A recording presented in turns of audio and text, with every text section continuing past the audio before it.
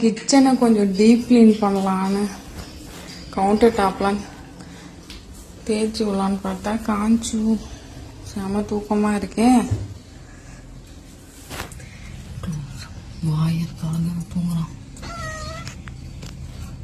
சாமி டைம் ஆச்சுடா, பாதி வேலையில் இருக்குடா.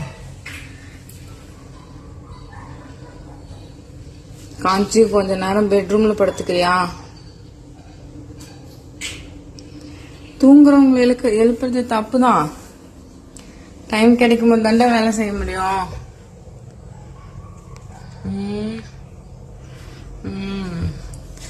சப்ஜெக்ட் நல்லா தான் தூங்குதா, ஏமாத்துதான். காஞ்சு காஞ்சு